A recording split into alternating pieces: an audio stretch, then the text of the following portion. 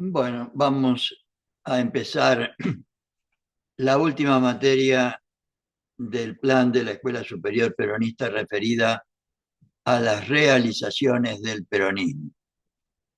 Vamos a compartir primero y vamos a compartir el capítulo primero de esta materia que es realmente tan importante. Si hay algo que puede contribuir a convencer a alguien sobre un proyecto político, evidentemente son las realizaciones. Pero vamos a compartir este primer capítulo de realizaciones peronistas en el nivel medio del plan de la Escuela Superior Peronista. En la visión que tenía Perón, por supuesto, expresada en el plan de la Escuela Superior Peronista, referida a la situación histórica, o sea, la situación política, social y económica, y una síntesis histórica que nos dejan los compañeros sobre lo que por lo menos Perón y los primeros peronistas entendían cuál era la realidad. Que por otro lado, como toda la situación anterior al gobierno, a Perón, no tiene casi ninguna diferencia, nada más que los nombres respecto a la realidad que hemos vivido y que estamos lamentablemente viviendo en la República Argentina un día como hoy, 6 de noviembre de 2025.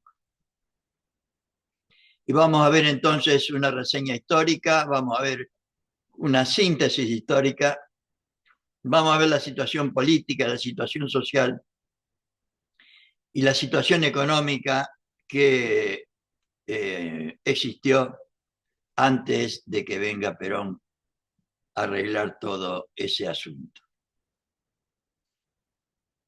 Y los compañeros empiezan con una frase famosísima del general Perón.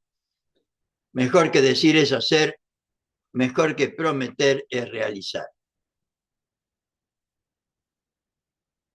Y no me avergüenzo y no me preocupa.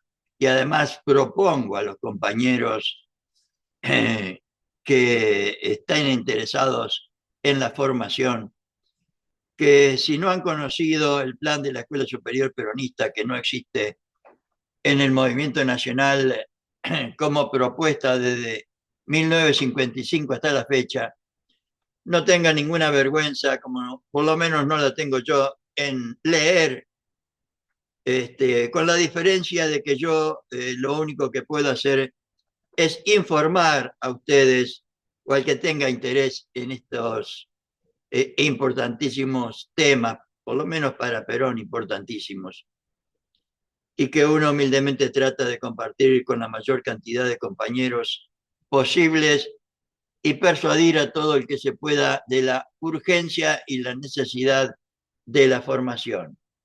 Y si uno no sabe, la propuesta que uno realiza a los militantes y dirigentes que tienen interés en esto es agarrar el libro o comprar el libro en una propuesta que vamos a realizar en forma inmediata para facilitar a cada compañero que tenga interés en los libros de que se organicen en cada ámbito de militancia para que ellos mismos puedan comprarlo con los textos que voy a facilitar. Sirva esta consigna, mejor que decir es hacer, mejor que prometer es realizar, de portada para la introducción al estudio de las realizaciones peronistas. No podríamos encontrarla mejor. En ella se define cuál es la realidad concreta, objetiva y trascendente que llena la vida llenaba en aquel momento, estamos hablando, esto fue realizado en 1954, 53, 54. que llenaba la vida de nuestra comunidad nacional bajo la eminente conducción del líder, del general don Juan Domingo Perón. Su consideración y análisis no puede ceñirse a una mera enunciación de obras, que ayer estaba compartiendo con otros compañeros. 76.000 obras hizo Perón desde el 43 al 55, al 52, antes del segundo, en el primer plan quinquenal. Nuestro enfoque tendrá que ser más amplio, buscando de entre lo realizado el por qué y el para qué se ha realizado, que es una de las razones fundamentales o importantes por las cuales uno propone el plan de la Escuela Superior Peronista, para entender el por qué y el para qué Perón hizo lo que hizo, para que lo podamos imitar nuevamente. No podemos limitar el campo de esta disciplina a una simple y casi siempre fastidiosa enumeración cronológica. Procuraremos desarrollos armónicos, conceptualmente estructurados, que lleguen a la esencia de la decisión concretada en una obra peronista.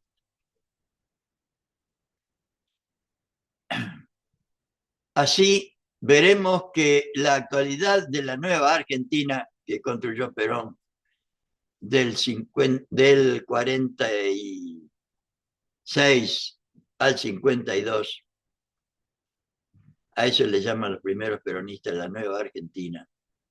Así veremos que la nueva Argentina está formada por un conjunto ciclópeo de realizaciones que tienden todas, sin excepción, a que en nuestra patria el hombre y la mujer pueda vivir plenamente en comunidad. Recordando nuevamente que la finalidad del peronismo es la finalidad suprema. Nos pone Perón en el artículo 3 de la ley del segundo plan quinquenal, y que hoy es la definición de doctrina peronista y que debería ser nuestra única preocupación: la felicidad de nuestro pueblo y la grandeza de la patria. O como lo dicen acá, que en nuestra patria el hombre y la mujer pueda vivir plenamente en comunidad, pueda realizarse, pueda realizar plenamente el ejercicio de todos sus derechos que como ser humano con dignidad nos corresponde. Lo construido, materializaciones de la aplicación de una doctrina nacional, siempre es así, y Perón lo explica muy bien en la presentación del segundo plan quinquenal del 1 de diciembre de 1952. Lo construido, materializaciones de la aplicación de una doctrina nacional, ha tenido como objetivo inmediato al hombre de nuestra república. El hombre, la mujer, el ser humano, principio y fin de todo lo que hacemos.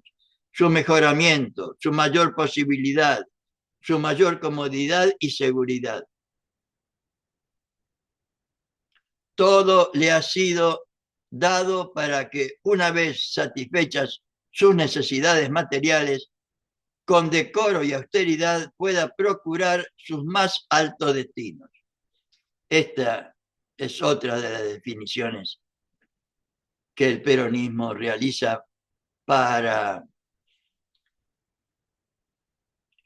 como consecución, como tarea a realizar, brindar la posibilidad para que todos los seres humanos, para que todas las personas, para que todos los hombres y mujeres, ancianos, niños, jóvenes y adultos puedan procurar la realización de su más alto destino.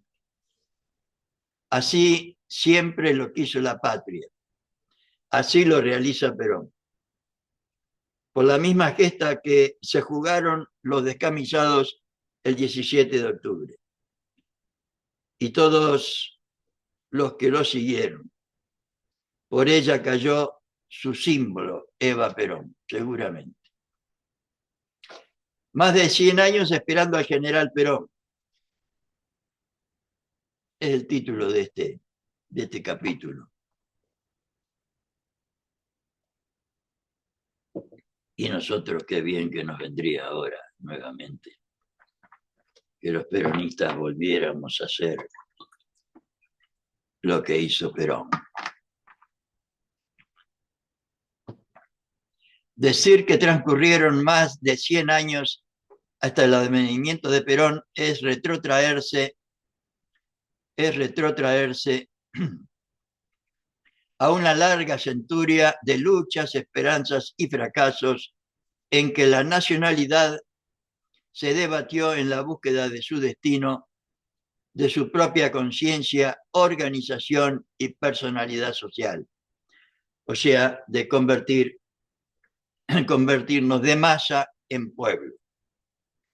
Todo esto lo encontró el pueblo en Perón, quien llamó tras sí a las masas huérfanas de protección y les dijo: pueblo, esta es tu bandera. Y el pueblo lo siguió, claro.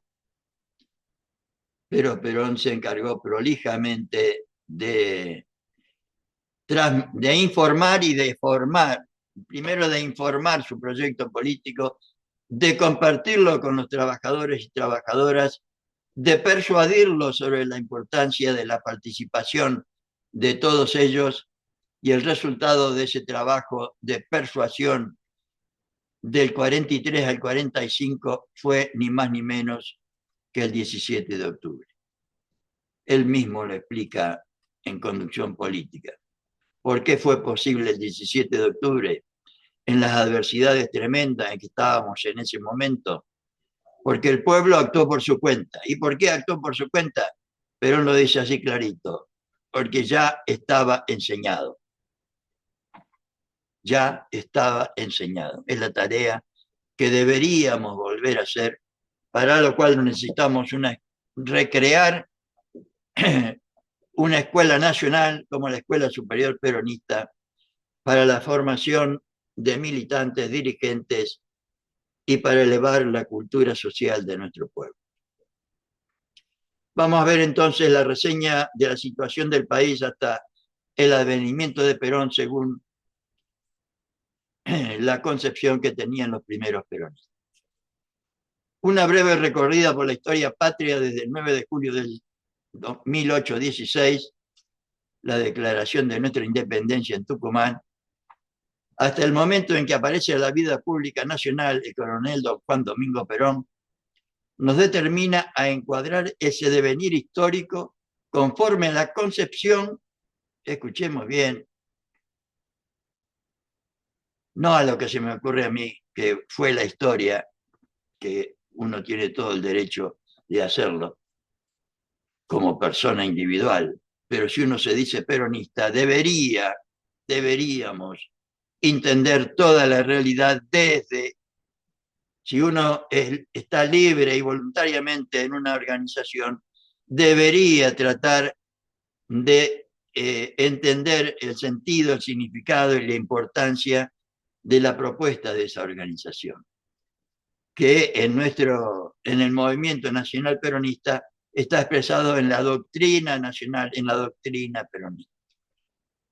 Conforme a la concepción, o sea, ver la realidad conforme a la concepción que en la materia postula nuestra doctrina nacional en 5 etapas, a saber: la independencia política, la oligarquización del país que coincide con el mal llamado periodo de organización nacional, el entreguismo económico, como el que estamos sufriendo hoy, repito, 6 de noviembre del 2025, el entreguismo total en la década infame, social, político, económico, cultural, y el peronismo. En momentos en que la patria vivía horas sombrías, amenazada en su nacimiento por las fuerzas de la reacción, los prohombres de julio proclamaron en Tucumán. Es voluntad de las Provincias Unidas, compañeros y compañeras, éramos las Provincias Unidas de Sudamérica,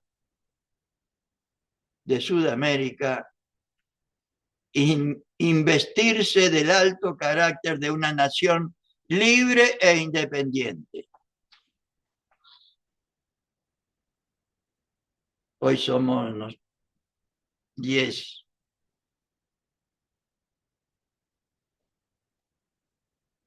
Me estaba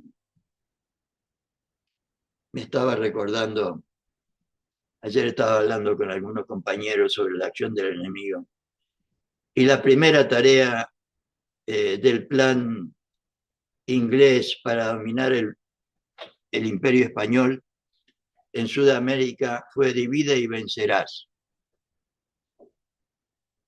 Y en 1816 nuestros compatriotas tenían, es voluntad de las Provincias Unidas de Sudamérica investirse del alto carácter de una nación libre e independiente.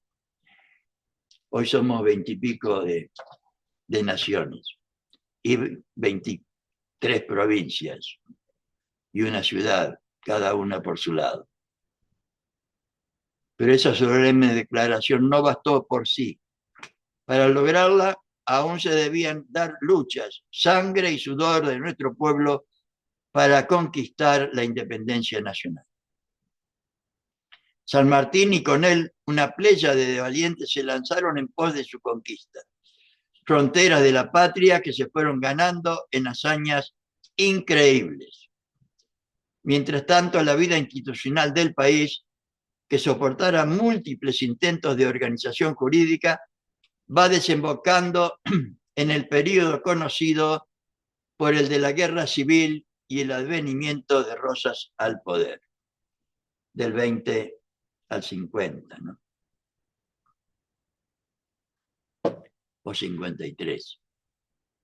Subsidiariamente se delimitan los afanes y pasiones políticas en las dos grandes fuerzas que por muchos años se disputarán el poder, los unitarios y los federales. Minoría urbana selecta y europeizada, que sigue siendo así en su cultura, la primera, o sea, los unitarios, y masa gregaria, campesina, rodeando a sus caudillos, la segunda. Caudillos. Diría como ahora. Perón quiere conductores, no caudillos. Rosas cae el 3 de febrero del 52 y hecho saliente, los principios federales quedan definitivamente afianzados en la vida nacional.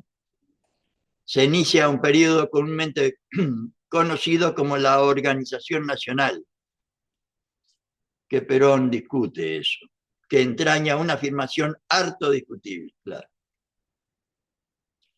En efecto, nada mejor para esclarecerla que citar las palabras del general Perón. En 1850 tuvo lugar la organización estatal, no la organización nacional. La organización nacional es cuando el conjunto del pueblo tiene una sola finalidad, que era lo que pretendía Perón, que todos trabajemos única y exclusivamente por la felicidad de nuestro pueblo y la grandeza de la patria, no para entregarnos a los yanquis o a los ingleses, o para hacer negocios personales o de grupo. Recién ahora estamos realizando la organización nacional. En aquella época el país se organizó institucionalmente. Se constituyó un Estado federal y varios estados provinciales, manteniendo algunos otros llamados gobernaciones. Pero el país siguió sumido en la misma anarquía que antes, en razón de que sus fuerzas nacionales en manera alguna se organizaron, como ahora, exactamente igual que ahora. Queda establecido, pues, que este periodo a la luz de nuestra doctrina nacional es de organización estatal o institucional, no nacional, conforme a exigencias de episodios de indudable trascendencia y gravitación en la formación social, política y económica del país, cuyas influencias llegarán a sentirse hasta nuestros días, o sea, hasta el primer peronismo. Procederemos a una división cronológica en tres periodos, a saber, de 1852 a 1880, de 1881 a 1890 y de 1891 a 1943. 1852 a 1880.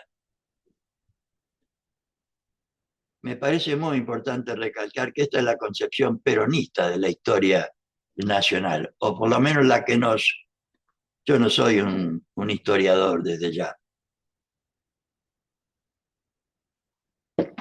pero sí entiendo que deberíamos entender la historia, o por lo menos tener en cuenta esta concepción que seguramente el general Perón propuso para que se enseñara de esta manera en la Escuela Superior Peronista. No, no me cabe ninguna, no figura en ningún lado, pero no me cabe ninguna duda que el general Perón dedicó particular preocupación a todo el contenido del plan de la Escuela Superior Peronista, o como decía Evita, que la Escuela Superior Peronista era la niña de sus ojos. Por eso me parece importante compartir con ustedes estos conceptos que seguramente nunca han escuchado. Y yo tampoco nunca he transmitido. Esta es la primera vez que lo hago. El 3 de febrero de 1852 cae Rosas en Caseros. Lorenzo Urquiza al frente de un ejército coaligado de argentinos, uruguayos y brasileros. Ay, ay, ay. Ay, mi coterráneo. Qué gran traición a la patria, ¿no? Desde ese momento se marchó hacia la organización estatal o institucional del país. Paso inicial fue el célebre Acuerdo de San Nicolás. Buenos Aires lo resistió, pues no aceptaba la preeminencia de Urquiza, y el 11 de septiembre del 52 se levantó en armas y constituyó su propio gobierno al margen de sus provincias hermanas, como siempre. Conforme a lo convenido, siempre apoyado por la extranjería, desde ya, para dividirnos y robarnos lo más posible en el menor tiempo posible, como hoy. Conforme a lo convenido en el Acuerdo de San Nicolás, se reúne en Santa Fe la Asamblea Constituyente que el 1 de mayo del 53, con la ausencia de Buenos Aires, sancionó la llamada Constitución del 53, carta fundamental que rigió la vida del país hasta la sanción de la Constitución Nacional Peronista de 1949, inspirada en los principios justicialistas del general Perón. Urquiza es elegido presidente para el periodo 1854-1860. Durante su gobierno se habían concretado bases para la reincorporación de Buenos Aires. La elección de Derqui las interrumpe. Azonadas y motines siguen produciéndose hasta que en la batalla de Pavón, Urquiza abandona el campo y Mitre pasa a ser el dueño de los destinos de la hora. Ay, ay, ay. Se inicia un periodo borrascoso que llega hasta 1880, en que el general Julio Argentino Roca, héroe del desierto, ocupa la presidencia. Hoy algunos no lo consideran tan héroe. Vamos a ver el periodo de 1881 a 1890. Con la llegada de Roca al gobierno se cierra un capítulo de nuestra historia y se inicia una nueva etapa que se llevará al país por caminos imprevistos. Ya está organizada institucionalmente la nación y unificado el país.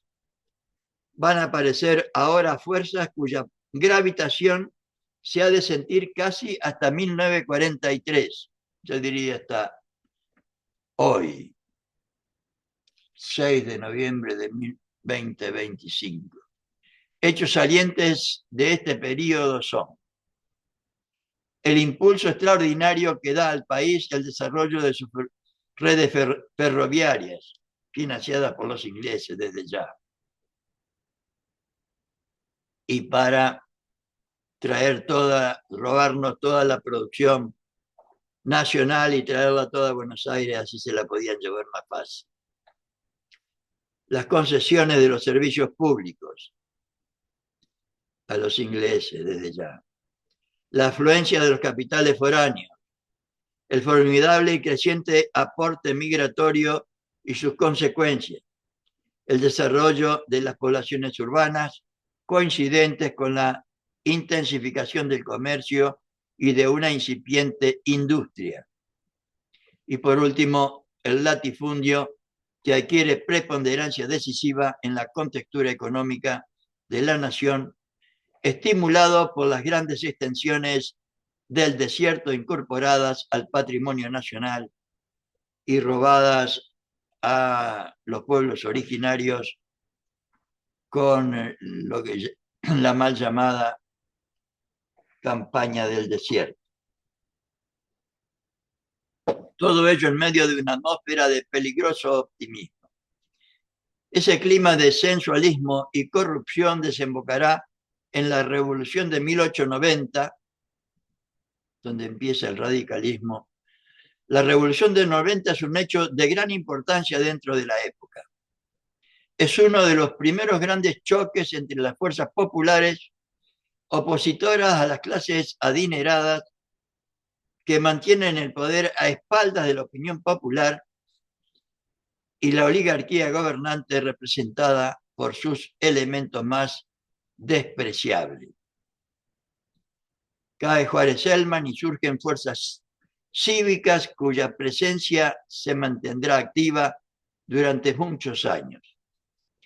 La figura principal de este movimiento fue Leandro N. Alem, en torno a quien se alineará el radicalismo, cuya acción opositora y revolucionaria se dejará sentir con frecuencia desde entonces.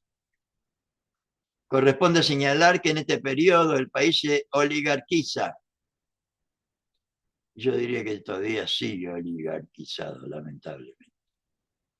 Y ahora transnacionalizado encima. Dijimos antes que en un momento dado se enfrentaron dos grandes fuerzas, unitarias y federales. Bien, esta división inicial de los elementos humanos del conglomerado nacional se irá manteniendo a través de toda nuestra historia y aunque de acuerdo a las distintas épocas las divisas de lucha sufrirán modificaciones sustanciales, siempre se mantendrá el mismo cuadro. La oligarquía o los grandes terratenientes o después los grandes industriales aliados a la extranjería, aliados a los enemigos de nuestro pueblo, para robarnos lo más posible en el menor tiempo posible y sumir a nuestro pueblo en la mayor indigencia como estamos sufriendo hoy. La lamentable historia que hemos vivido, menos en el tiempo de Perón.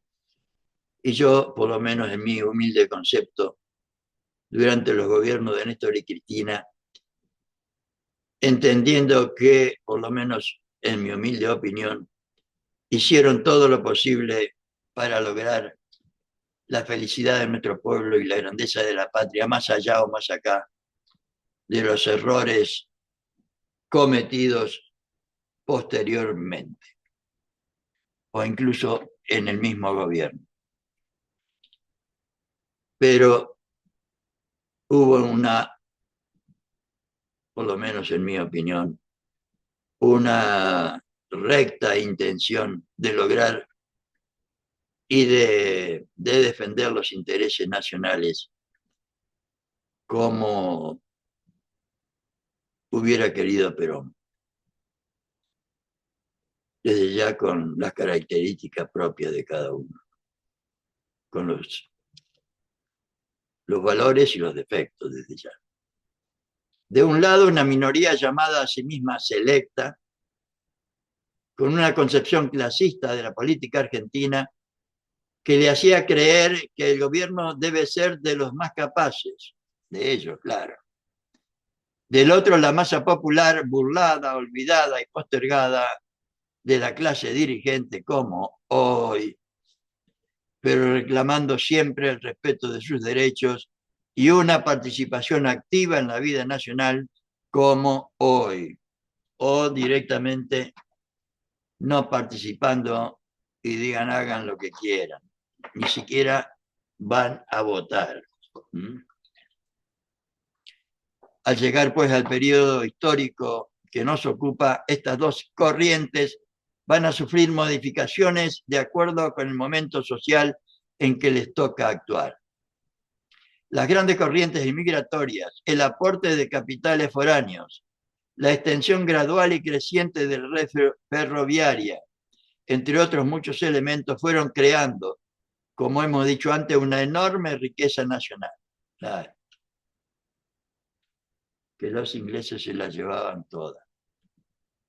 Y a ello agreguemos que la conquista del desierto, mal llamada conquista, incorporó extensiones y robó a los pueblos originarios para, para quedarse en poder de la oligarquía nacional, extensiones incalculables a la civilización, y que esta conquista que se llevó a cabo con el hambre y la miseria de nuestros soldados y la muerte de nuestros pueblos originarios, agregaría yo, permitió el reparto de esas tierras, no precisamente entre quienes las conquistaron con sus sacrificios, sino por el contrario, entre señores ajenos a ello, pero presentes siempre en la hora del reparto, se completa el cuadro.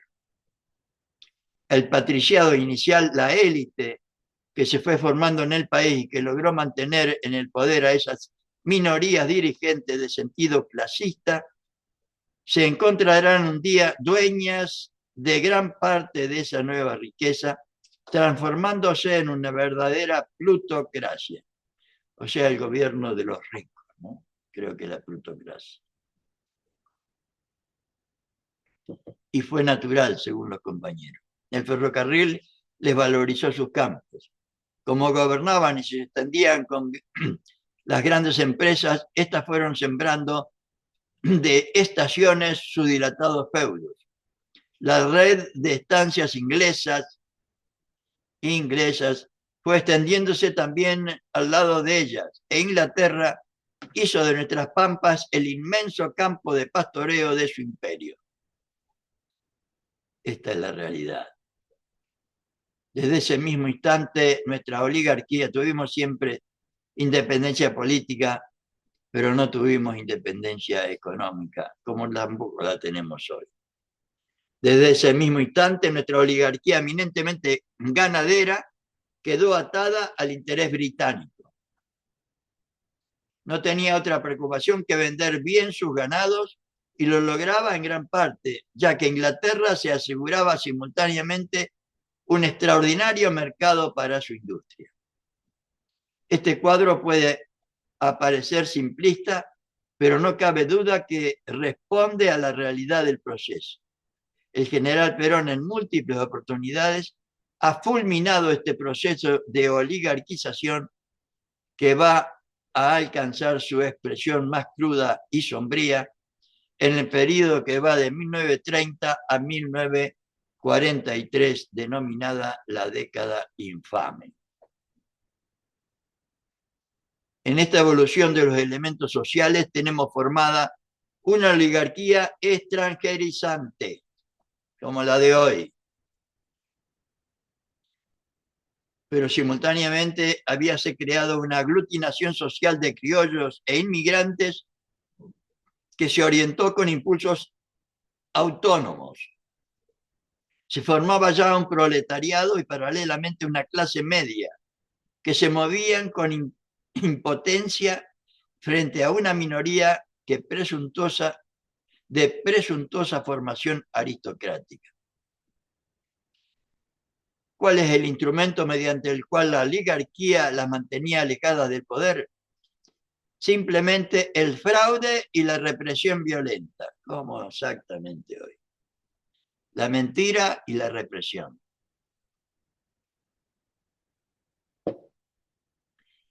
Ya está oligarquizado el país y entregado económicamente, como hoy. Repito una vez más, la realidad actual y la realidad que vivió el país antes de Perón fue exactamente igual. El fraude sigue sofocando la libre expresión de la voluntad popular. Y vamos a ver el periodo del 1891 a 1943. Esta etapa, para una mayor claridad, debe ser dividida en dos. Una que va de 1930 hasta 1930 y la última que llega a 1943 con el advenimiento del general Perón. Hasta 1930. El proceso de oligarquización va a continuar en el sentido de afianzamiento del régimen. La entrega sigue a medida que se va desarrollando la economía nacional dentro de un sistema colonialista. Inglaterra manejaba la economía nacional como hoy la maneja Estados Unidos en nuestro país, y además de una forma descarada. Los partidos populares irán aumentando su gravitación y entre asonada y motín, el fraude continuará excluyéndolos, pero ya por poco tiempo. En efecto, muchas voces se levantarán contra él. En primer término, su extirpación fue siempre objeto de la pasión inmediata y bandera de dirigentes que creían en las virtudes de su pueblo. Incluso llegó a causar repugnancia y alarma entre sus mismos beneficiarios y más de una protesta se levantó entre ellos. Carlos Pellegrini, representante nato de esa oligarquía fraudulenta, en un mea culpa sorprendente nos dijo un día: esto no puede seguir así, hay que abrir las compuertas. La generación que logre sacar al país de su sopor y encaminarlo a las urnas le habrá prestado servicios tan trascendentes como el de su independencia. Pareciera que en este instante de momentáneo arrepentimiento el oligarca presintiera la presencia de Perón. Pero esas voces fueron siempre sofocadas por los intereses del círculo y del medio a los que ellos pertenecían, como pasa hoy también. La astucia de sus caudillos se antepondrá a la concepción jurídica de más de un estadista y todo se reducirá a una simple y solemne expresión de deseos. Se sucedieron las presidencias y los gobiernos. Ya ha llegado el momento en que ellos se reclutaban en los directorios locales de empresas foráneas inglesas desde ya. Ya para ser ministro es antecedente valioso y prestigiante ser abogado de cualquiera de esas empresas inglesas o extranjeras. Pero en 1910 sube a la presidencia Roque Sáenz Peña. Su ministro de Interior es Indalecio Gómez, a despecho de sus mismos correligionarios, obedeciendo a un claro sentido de la hora, bajo la presión continuada de las fuerzas populares que buscan por la abstención y el motín, como ahora, miren cómo se repite la historia, la abstención, y ahora acá falta el motín, pero la abstención ya está. El camino que los lleve a la conquista ansiada de sus derechos se sanciona la ley electoral, hoy llamada Ley Sáenz Peña, ¿no? Mucho se arrepentirá después la oligarquía de este momento de debilidad, pero lo cierto es que desde el mismo instante en que el pueblo puede votar, busca dentro de sus propias filas a sus gobernantes. 2 años antes, coincidiendo con el crecimiento demográfico de los grandes centros urbanos, la formación del proletariado a que hicimos referencia y a tono con la resonancia que adquirieron siempre en el país los grandes movimientos que agitaron a la humanidad, comenzaron a tener actualidad los conflictos sociales. El Partido Socialista adquirió apreciable desarrollo y el anarquismo, antes y mucho después el comunismo, todos de perfil netamente marxista, salieron a la acción. Desde ya traído por los inmigrantes de toda Europa, ¿no? Italianos fundamentalmente. Postulaban, como es natural, la revolución social como programa máximo y una legislación social como programa mínimo. Como es lógico, la oligarquía resistió estas demandas y la represión social, el estado de sitio, etcétera, fueron los recursos con que se combatió a un sindicalismo que, si bien doctrinariamente significaba un peligro por sus conexiones foráneas y total destronque con nuestra realidad criolla y cristiana, no por ello dejaba de reclamar una justicia social que tardó muchos años en alcanzarse. Efectivamente, cuando el radicalismo llega al Parlamento conjuntamente con los legisladores socialistas y al gobierno luego, hizo suyas algunas de esas demandas, pero en grado tan insignificante que cuando llegue el año 1943 estará todo por hacerse en el orden social y humano, ¿no? Desde ya. En 1916, Irigoyen sube al poder y el cuadro clásico de la vida argentina va a sufrir un momentáneo eclipse. La oligarquía será desalojada del poder, pero no anulada. Gobernará e influirá desde afuera. Las llamadas fuerzas vivas, sociedad rural, instituciones de crédito particular, sociedades culturales, la prensa importante, etcétera, seguirán en sus manos y con ello todo el poder de su entonces enorme influencia, como ahora, desde ya. Todos los medios de comunicación en manos de los adversarios o los enemigos del pueblo. Además, las empresas extranjeras verán con recelo la presencia en el gobierno de personas con las cuales no habían tenido trato. Claro, porque gobernaban las empresas extranjeras, como hoy. Y serán, desde luego, elementos no despreciables de una sórdida oposición pasiva. Claro. Es que el radicalismo había vivido combatiendo a la oligarquía, a la que por boca de su caudillo calificó de régimen oprobioso. A él atribuía los grandes males del país y lo consideraba culpable, decía Irigoyen, de todo cuanto ha causado el desastre de la República en el período que debió ser el más fecundante, porque ya constituida no tenía más problema a ventilar que lo de su propio engrandecimiento. Pero teníamos independencia política, pero no económica. Terminado su periodo, fue presidente Alvear. La oligarquía y el régimen se mantuvieron más conformes. Participaron en el gobierno y el país no experimentó mayores transformaciones. Fue esa lo que se decía entonces una presidencia de orden. Reelecto Irigoyen en el 28, cayó por un golpe de Estado el 6 de septiembre de 1930. ¿Y por qué fracasó Irigoyen? Muchas son las razones que pueden darse para justificar este episodio que acabó con el primer gobierno popular que tuvo el país.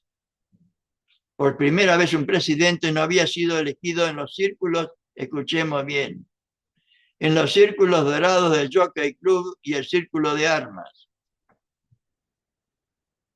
Pero es indudablemente que, es indudable que Irigoyen fue, sobre todas las cosas, solo un caudillo. No fue un conductor. Y el país vio así desvanecerse un esfuerzo inorgánico y que no pudo cumplir con su ejecutoria, o sea, restaurar la ciudadanía del pueblo. No pudo destruir la oligarquía, la alejó simplemente. Y esta mantuvo toda una estructura paralela a la estatal, lo que le permitió actuar eficazmente tan pronto los resortes oficiales se resintieron por el desgaste y la corrupción interior. El país deberá postergar sus esperanzas por 15 años más y el 6 de septiembre de 1930 vuelve la oligarquía al poder. Entonces vamos a ver el último periodo antes de Perón del 30 al 43. Este periodo debe merecer nuestra particular atención, pues juzgaremos los problemas de nuestra generación, o sea, de la generación que escribió esto, ¿no? Hasta ahora hemos recorrido brevemente nuestra historia en sus etapas principales. Vimos cómo después de la independencia política pasó por un largo periodo de anarquía hasta que llegó la hora de la organización estatal en el 53, ¿no? Coincidiendo con este periodo y los inmediatamente siguientes al proceso de oligarquización y casi simultáneamente al de la entrega económica. No tiene el país hasta ese momento lograda su total independencia, ya que ella ha sido malbaratada por un sistema de concesiones que la supeditaban a los intereses de un imperialismo astuto, como el inglés, ¿no? Tenía todo un plan Inglaterra desde 1771, cuyo primer objetivo era divide y vencerás. El segundo era hacer negocios, no tomar políticamente o dominar políticamente los países, sino dominarlos económicamente, como hizo con Argentina. El tercero, hacer que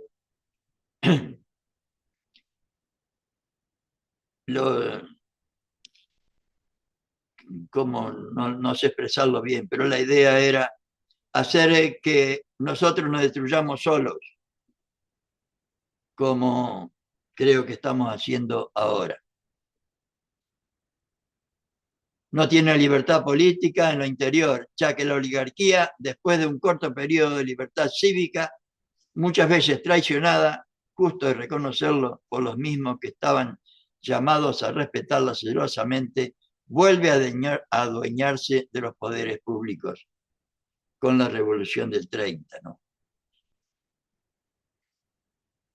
Vamos a ver directamente la situación del país antes de Perón. En lo político, vamos a ver la situación en lo político. El fraude y la corrupción de los partidos, aún de los llamados populares, el mismo radicalismo fue nuclear en la oposición. Desaparecido Irigoyen había perdido su tónica y sus dirigentes pactaron con la oligarquía. Ay, ay, ay. Y las empresas, las que se beneficiaron más de las que le financiaron más de una campaña electoral, como hoy. En lo internacional, la falta de vigor de la defensa de la soberanía, dependencia de las determinaciones del imperialismo al que se estaba sometido, el imperialismo inglés.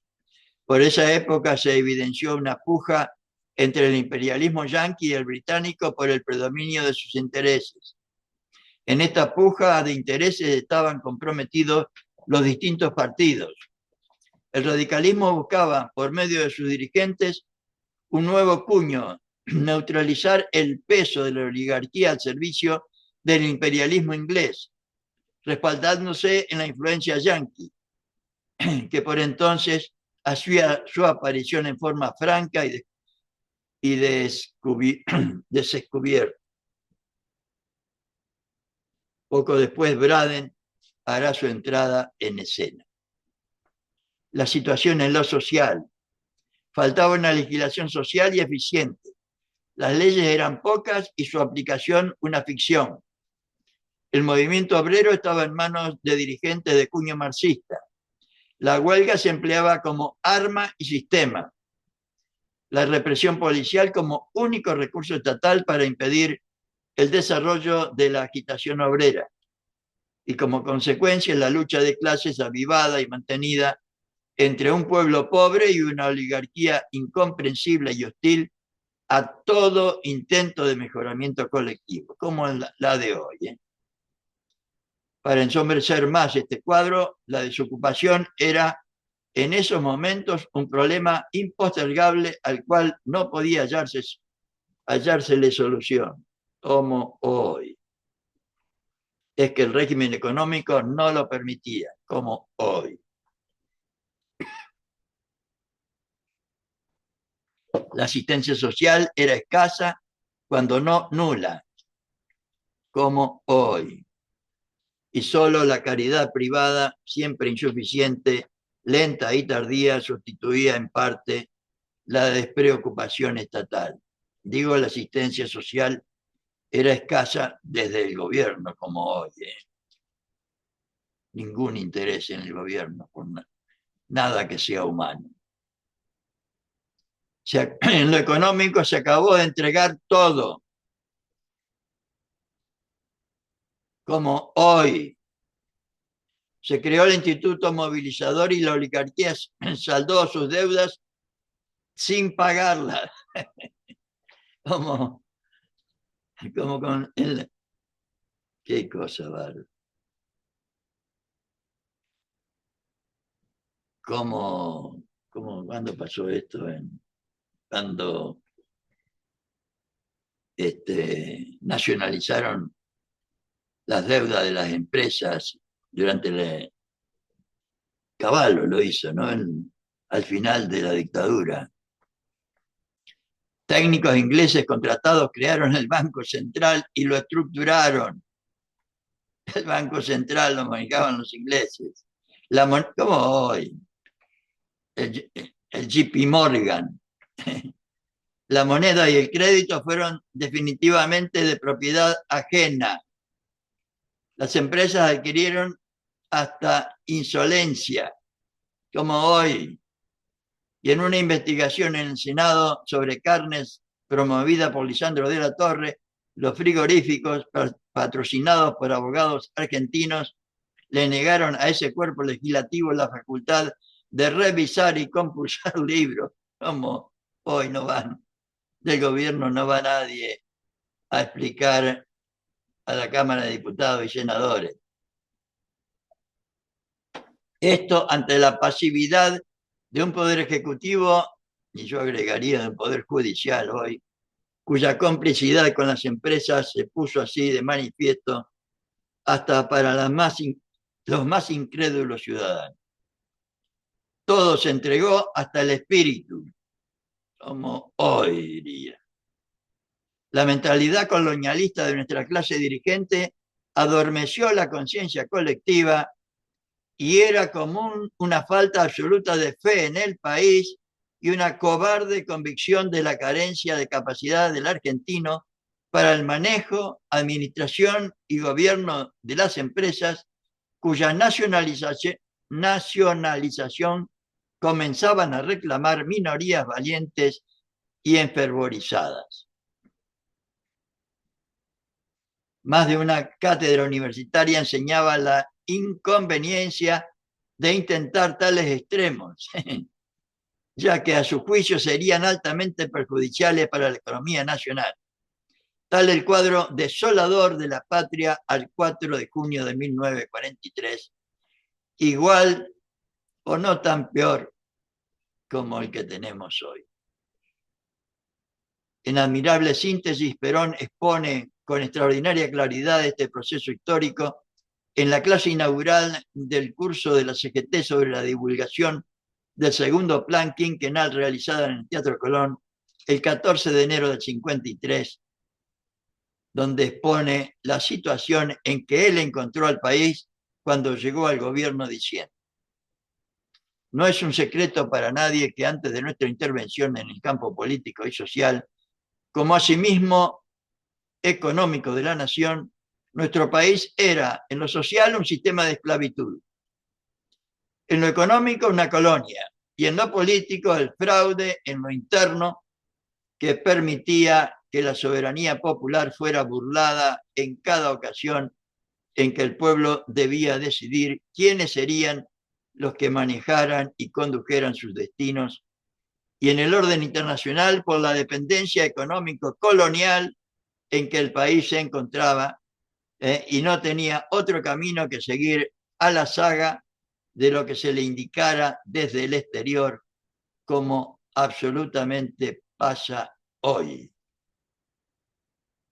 La rápida visión retrospectiva de 130 años de nuestra vida nacional nos muestra claramente el acierto con que la ansiedad de nuestra generación pone como jalón inicial de su ejecutoria la aparición feliz e impostergable del general don Juan Domingo Perón.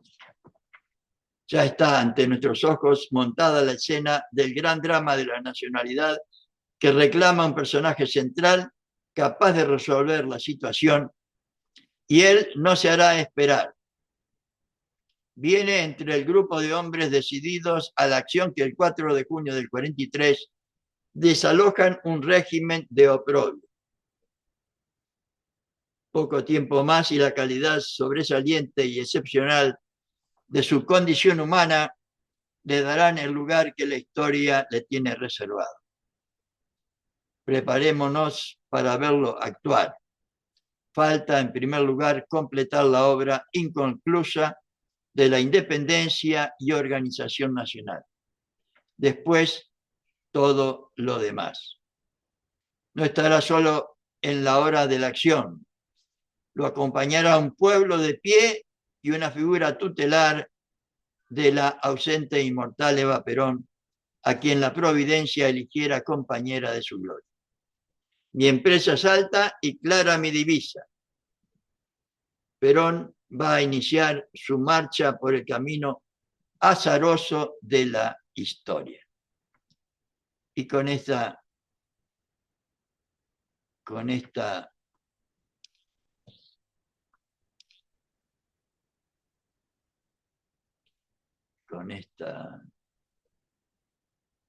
¿cómo puedo decir?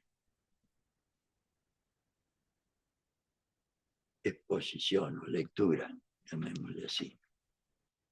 Este primer capítulo de las realizaciones del peronismo, donde los primeros peronistas nos narran más o menos someramente la situación en la que estaba el país, muy, muy similar, o no tan peor como la que tenemos hoy, como diríamos los entrerrianos, ¿no es cierto, Susana? No tan peor como hoy. Quería compartir esta visión que tenían los primeros peronistas de la realidad, anterior a, que siempre es igual, o sea, creo yo por lo menos, un poco que sé de la historia, que siempre ha habido una oligarquía. Antes eran los,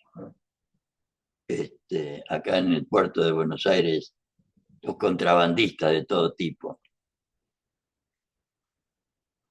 aliados a los ingleses desde ya, siempre rapiñando. Y, por supuesto,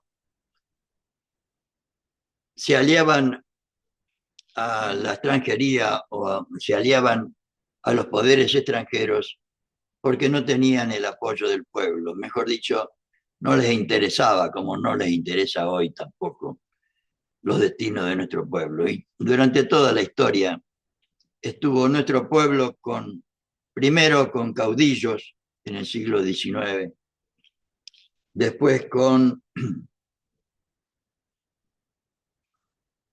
siguieron los caudillos con Irigoyen también, ¿no? Un avance importante en lo político con Irigoyen. ¿Cómo puedo decir? Un desastre como el que estamos viviendo hoy en la década infame del 30 al 43. Y ojalá podamos tener otro Perón, o por lo menos suplir con nuestro conocimiento y nuestra preocupación por la formación que deberíamos dar a militantes y dirigentes y sustituir lo grandioso que fue Perón por compañeros y compañeras bien formados, de manera que realicemos una vez más la independencia económica sin la cual nada es posible. Perón lo dice un montón de veces, sin independencia económica no hay justicia social ni soberanía política. Y con esto, compañeros, Susana, un abrazo grande y nos vemos el martes que viene, si Dios quiere.